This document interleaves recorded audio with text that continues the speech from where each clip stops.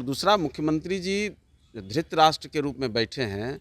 अब ये शोभा नहीं दे रहा है। ऐसे घृणित लोगों को, ऐसे घृणित मानसिकता को तत्काल मंत्रिमंडल से बाहर करना चाहिए। और फिर तो यही वो परिणाम दे रहे हैं कि बिहार में मजदूर है, योग्यता नहीं है, प्रतिभा नहीं है। बिहार को मजदूर का प्रदेश बना दिया। पूरे देश में कहीं भी आप मजदूरों की संख्या गिनिए तो बिहार का आप जितनी ट्रेनें देख लीजिए तो हर जगह से मजदूर सप्लाई हो रहा है।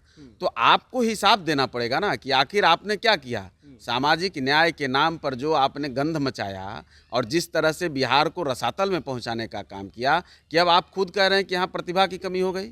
अब गुणवत्तापूर्ण शिक्षक आप चाहते हैं तो गुणवत्तापूर्ण शिक्षक आपको 20,000 में मिलेगा।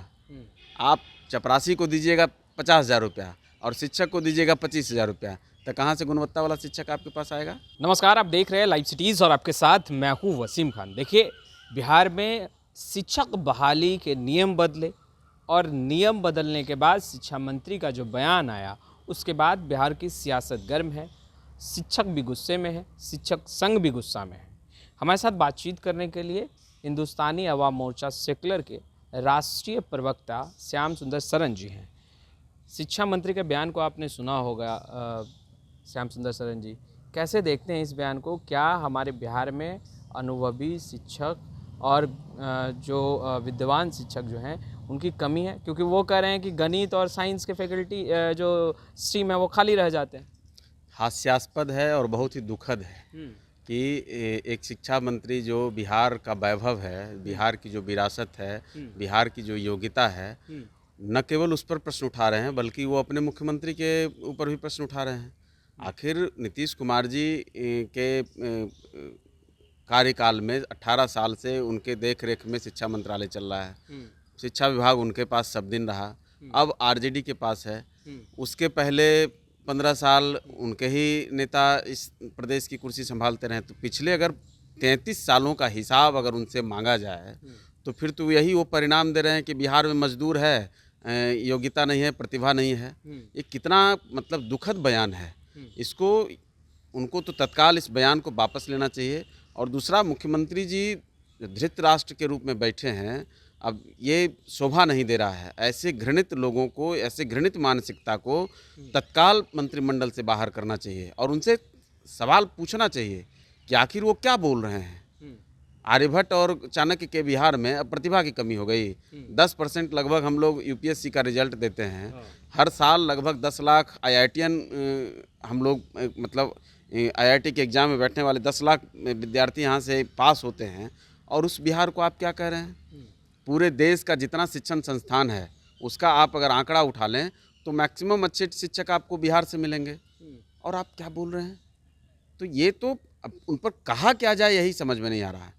अब चरवाहा विद्यालय के विद्यार्थी उनको बता देंगे तब उन लोग को गुस्सा लग जाएगा।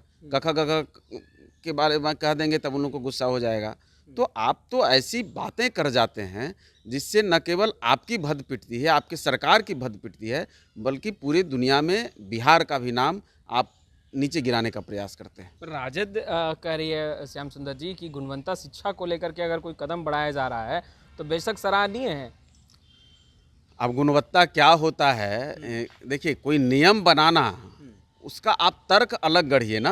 आपको कोई नियम लाना है, बनाना है, इसको उलझाना है, शिक्षकों की बहाली को रोकना है, कैसे उसको लेंदी बनाना, ये सब काम आप करिए, जनता सब समझती है। लेकिन आप ऐसे बयान तो मत दीजिए कि जिसका कोई मतलब और छोर नहीं हो।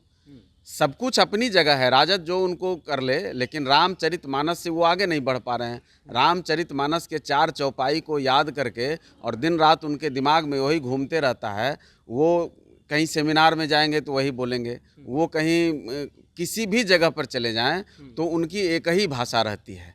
तो अब तो उनको पता नहीं चलता। 18 साल से वो प्रोफेसर हैं और कॉलेज का मुंह नहीं देखे हैं, तो उनको बिहार की प्रतिभा का क्या ज्ञान होगा उनके अंदर। और ये बात सच है कि जब से ये दोनों भाई आए बिहार की सियासत में, बिहार को मजदूर का प्रदेश बना दिया। पूरे देश में कहीं भी आप मजदूरों की संख्या गिनिए तो बिहार का आप जितनी ट्रेनें देख लीजिए तो हर जगह से मजदूर सप्लाई हो रहा है। तो आपको हिसाब देना पड़ेगा ना कि आखिर आपने क्या किया। सामाजिक न्याय के नाम पर जो आपने गंध मचाया और जिस तरह से बिहार को रसातल में पहुंचाने का काम किया, कि अब आप खुद कह रहे हैं कि यहाँ प्रतिभा की कमी हो गई। अच्छा, शिक्षा में कौन सी क्रांति लाने की कोशिश की जा रही है? शिक्षा विभाग में अब ड्रेस कोड जो है वो जारी कर दिया गया है कि फॉर्मल ही पहन कर आना है, जीन्स टी शर्ट और ये तमाम चीज़ें जो हैं वो पहन कर कोई कार्यालय नहीं जाएगा। सुर्खियों में रहना है और जब कुछ करना नहीं है तो ऐसी ही चीज़ों को लाया जाता है जिससे विवाद पैदा हो, जिससे कुछ लोगों को ये लगे कि हाँ कुछ हो रहा है और जो लोग करने वाले हैं वो कहीं ना कहीं परेशान हो। आप शिक्षा को जींस टी शर्ट से मतलब एजुकेशन का लेवल बढ़ जाएगा या धोती कुर्ता से? आप करना क्या चाहते हैं ये आपको पता ही नहीं है। गुणवत्ता सुधारने के लिए कपड़े का क्या प्रयोजन है ये हम लोगों की समझ से परे है, लेकिन उसको लाइए। हम ये नहीं कह रहे हैं कि आप ड्रेस कोड बना दीजिए, ब्लैक बोर्ड नहीं रहेगा और ड्रेस कोड रहेगा, शिक्षक नहीं रहेंगे, विद्यालय नहीं रहेगा और आपका ये नए नए कानून को ला करके आप लोगों को उलझाएंगे। तो भ्रांति फैलाने के लिए, उलझाने के लिए, शिक्षक अभ्यर्थियों को परेशान करने के लिए। और सबसे बड़ा सवाल देखिए, जो पलटू राम वही लोग कहते हैं ना मुख्यमंत्री जी को, डोमिसाइल नीति कौन लेके आया था? जब आपको 4,000 पर शिक्षक बहाल करना था, 6,000 पर शिक्षक बहाल करना था, तब आपने ऐसा नियम लाया और मैंने पंचायत लोग जो ऐसे दौड़ रहे थे, ऐसे परेशान हो रहे थे, एक एक पंचायत में आप जाके आवेदन दीजिए, काउंसलिंग करिए, क्या क्या करिए, मतलब तमाशा बना दिया। अब देखिए सबसे आप मैंने इस पर आंकड़े हैं ना कि आप अगर एक बैंक के चपरासी का आप वेतनमान उठा के देख लीजिए और शिक्षकों का आपने जो वेतनमान तय किया उसको उठा करके देख लीजिए। अब गुणवत्तापूर्ण शिक्षक आप चाहते हैं तो गुणवत्तापूर्ण शिक्षक आपको 20,000 में मिलेगा। आप चपरासी को दीजिएगा 50,000 रुपया और शिक्षक को दीजिएगा 25,000 रुपया, तो कहाँ से गुणवत्ता वाला शिक्षक आपके पास आएगा? आपने बजट का प्रावधान नहीं किया, आप उसका समुचित व्यवस्था नहीं कर रहे हैं। आप चाहते हैं कि हम 10,000 20,000 में हम शिक्षकों को पूरी सेवा लें और केवल शिक्षा का ही नहीं, कितनी तरह की सेवाएं ली जाती हैं, तो आपको कैसे मिलेगा? आप बताएंगे ना गुणवत्तापूर्ण क्या होता है, गुणवत्तापूर्ण कैसे आएगा? बीपीएससी से आप एग्ज़ाम ले रहे हैं तो बीपीएससी का जो पैमाना है, जो आपने अन्य मतलब बीपीएससी का और भी जो बहाली होती है उसमें आप पे देख लीजिए कि कौन सा ग्रेड पे में बहाली हो रही है और शिक्षकों को आप किस ग्रेड पे में चाह रहे हैं। तो आप बिना मतलब शक्कर के आप मीठापन चाह रहे हैं, कहाँ से होगा? तो ये लोग को तो सही सवाल तो किया है, प्रशांत किशोर जी ने भी अच्छा सवाल इस पर किया है कि आपको पता ही नहीं है, इनको ज्ञान ही नहीं है कि कैसे चीज़ों को दुरुस्त किया जा सकता है।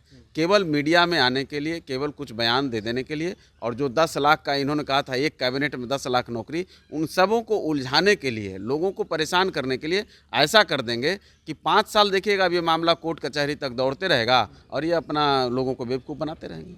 तो आपने सुना श्याम सुंदर सोरेन को साफ तौर पर कहते नज़र आ रहे थे कि सुर्खियों में बने रहने के लिए नए नए नियम और कानून बनाए जा रहे हैं। खैर, इस वीडियो में इतना ही। आपका बहुत बहुत शुक्रिया।